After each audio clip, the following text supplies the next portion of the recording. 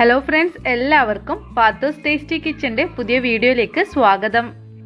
5 മിനിറ്റിൽ ഉണ്ടാക്കാൻ പറ്റിയ നല്ല നാടൻ നെയ്യപ്പത്തിൻ്റെ റെസിപ്പിയാണിന്ന്. പുറമേ നല്ല ക്രിസ്പിയും ഉള്ളിൽ നല്ല സോഫ്റ്റും ആയിട്ടുള്ള നല്ല അടിപൊളി നെയ്യപ്പാണിത്. അപ്പോൾ വളരെ പെട്ടെന്ന് തന്നെ തയ്യാറാക്കിയെടുക്കാൻ പറ്റും. അപ്പം നമുക്ക് വീഡിയോയിലേക്ക് പോവാം.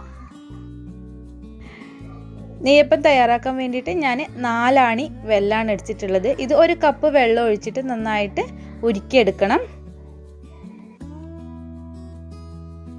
ഇപ്പോൾ വെള്ളം നന്നായിട്ട് ഉരുക്കിയെടുത്തിട്ടുണ്ട്. ഞാനൊരു 4 മണിക്കൂർ മുമ്പ് പച്ചരി പൊതിരാൻ വെച്ചിട്ടുണ്ടായിരുന്നു. 2 കപ്പ് പച്ചരിയാണ് എടുത്തിട്ടുള്ളത്. ഇപ്പം നന്നായിട്ട് പൊതിർന്ന് കഴുകി വെള്ളമൊക്കെ വാർത്തെടുത്തതാണ്. ഇനി ഇതൊരു മിക്സിയുടെ ജാറിലേക്ക് ഇട്ട് കൊടുക്കാം. ഞാനിപ്പം മുഴുവനായിട്ട് ഒരുമിച്ചിട്ടിട്ടാണ് അരച്ചെടുക്കുന്നത്. ഇനി ഇതിലേക്ക് നമ്മൾ തയ്യാറാക്കി വെച്ചിരിക്കുന്ന ശർക്കരപ്പാനി അരിച്ച് ഇതിലേക്ക് ഒഴിച്ചു കൊടുക്കാം. ഇതിലേക്ക് 2 ഏലക്കായും ആവശ്യത്തിനുള്ള ഉപ്പും ചേർത്തിട്ട് അരച്ചെടുക്കണം.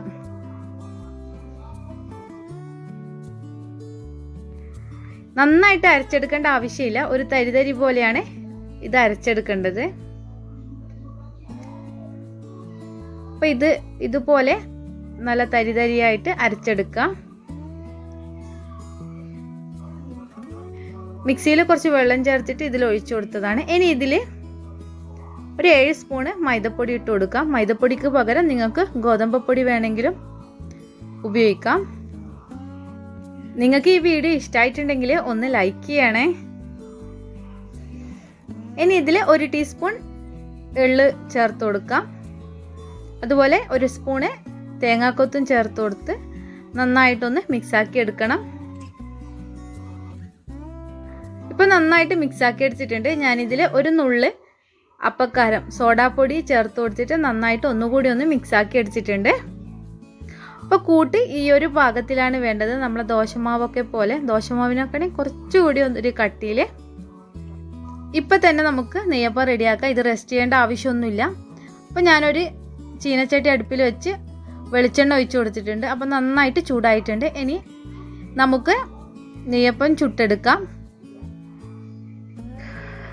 ദോശയ്ക്ക് പൊതിർത്തിയ പച്ചരി ഉണ്ടെങ്കിൽ പെട്ടെന്ന് തന്നെ നമുക്ക് വൈകുന്നേരത്തെ ചായക്കൊക്കെ ഈ നെയ്യപ്പം റെഡിയാക്കി എടുക്കാൻ പറ്റും.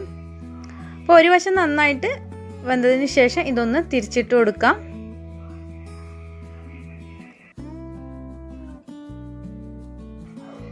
ഇതൊട്ടും തന്നെ റെസ്റ്റ് ഒന്നും ചെയ്യാൻ വെച്ചിട്ടില്ല. പക്ഷേ നല്ല സോഫ്റ്റ് ആയിട്ടുള്ളൊരു നെയ്യപ്പം തന്നെയാണ്. നിങ്ങൾ ട്രൈ ചെയ്ത് നോക്കിയാൽ നിങ്ങൾക്ക് മനസ്സിലാവും.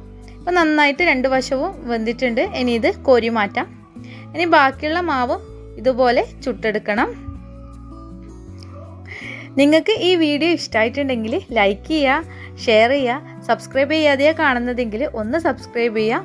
ഇൻഷാ അല്ലാഹ് മറ്റൊരു റെസിപ്പിയുമായി വീണ്ടും കാണാം. അസ്സലാമു അലൈക്കും.